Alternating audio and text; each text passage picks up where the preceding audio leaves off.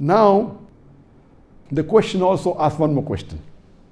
That are all the Sahih Hadith of same category? That means all the Hadith which are Maqbool, are they of same category? No. There are levels. And I remember when one of my first teachers of Hadith, that is Sheikh Zakir Azmi, may Allah grant him Jannah, he was the head and the dean of the Department of Hadith in the Islamic University of Medina, and he expired just a few months back on the day of Arafah, on the 30th of July, just 3 months back. And may Allah grant him Jannat al-Firdaus. He was my first teacher in Hadith, and he said that there are 10 categories, levels of Maqbool Hadith. 8 categories of Sahih and 2 of Hasan. Imam Bukhari, in his Jami Sahih, he put additional criteria for making a Hadith Sahih.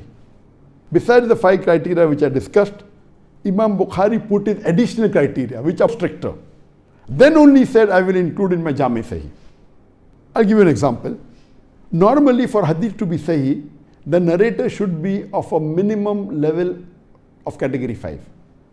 The Muhaddithin, they have written the history and biography of all the narrators, and they have given 12 levels to the narrators. Number 1 is Sikka. All the Sahabas come in the Sikka, means the best. Number 1, truthful. Then 1, 2, 3, 4, last is Khazab, liar. So if the narrator is up to level 5, it can be counted as Hadith which is Sahih.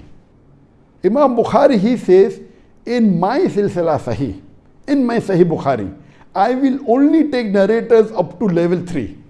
That means he is putting a stricter condition. So if Bukhari put additional criteria to make it more authentic, if it's a Hadith in Sahih Bukhari, it's of high level. Imam Muslim, who was a student of Imam Bukhari, he put few additional criteria of his own. He said, I will take narrators only up to level 4. 4 and above. Bukhari said 3 and above, 1, 2, 3. Muslim said, I will take up to level 4. I will not take level 5. His additional criteria. So, the Muhaddithin, they say that number 1, the highest Hadith is that Hadith which is Muttafiq alayh. That means the Hadith which was compiled by Bukhari and he said it is Sahih in his Sahih Bukhari, and the Hadith which were compiled by Imam Muslim in his Sahih Muslim, and it occurs in both of them.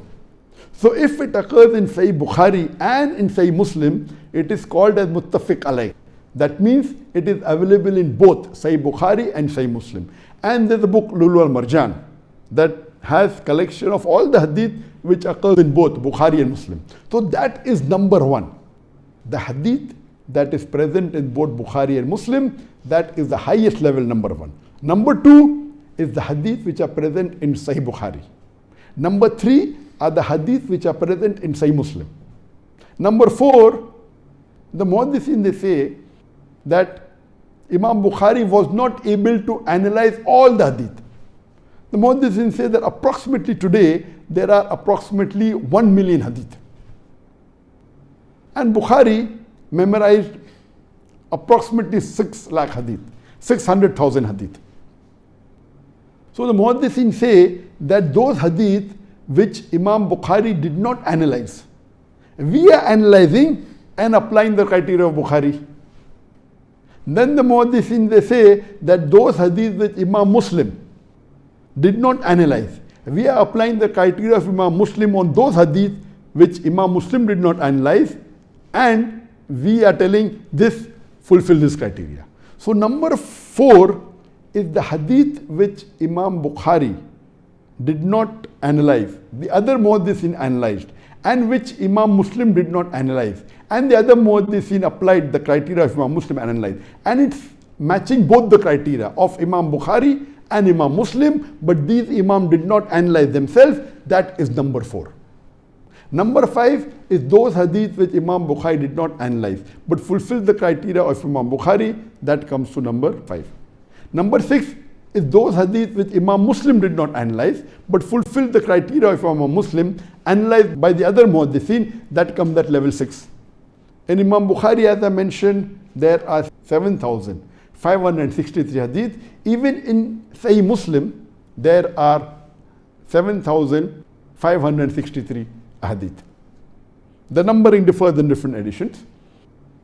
So this is level 6. Level 7 is a Sahih hadith with continuous chain, which doesn't fulfill the criteria of Bukhari and Muslim, which fulfill the normal criteria of Sahih hadith which I discussed, 5 criteria of Sahih hadith, but it is a continuous chain. Number 8 is a Sahih hadith fulfilling the 5 criteria of Sahih hadith, but it is a broken chain. Number 9 is Hasan hadith, little bit doesn't fulfill 100% of Sahih, but very close to it, with a continuous chain. That is number 9, Hasan hadith with a continuous chain. And the 10th category is Hasan hadith with the broken chain. So these are the 10 categories of Sahih hadith. This science of hadith, it is very vast. And believe me, if you compare to how the historians approve any historical fact, and they say, okay, this is historically correct. There is a criteria which normal non-Muslim historians, when they agree that this is historical fact. But the criteria put by the muhaddithin for a hadith to be sahih is multiple times stricter. It is multiple times more difficult. It is multiple times more stringent, as what the historians do. That's the reason if for a hadith to be sahih, I just told you the brief of it. It's not that easy. Every narrator, his history has been written. There's a rijal, all in detail. It is so difficult. It is such a minute study that if the muhaddithin, when they give a verdict, there can be a minor difference. There cannot be someone saying it's a very high category, someone saying sahih, the other saying mawdu. It's not possible. It may differ level 1 hadith or level 2. 1 or 2 level may differ, that's it. If authentic, good muhaddithin, they refer and they check. So this is the science of hadith. It is not possible for a layman or a person like me, who's just a student of knowledge. I cannot decipher whether sahih or dhaif. I have read about the criteria, but I am not qualified at all. So this, to classify whether hadith is sahih or dhaif or mawdu or which level of sahih, it is the work of a muhaddith, specialization. And in the recent time, one of the famous muhaddith, as I mentioned, was Sheikh Nasruddin Albani. And he has done a great job, Sheikh Nasruddin Albani.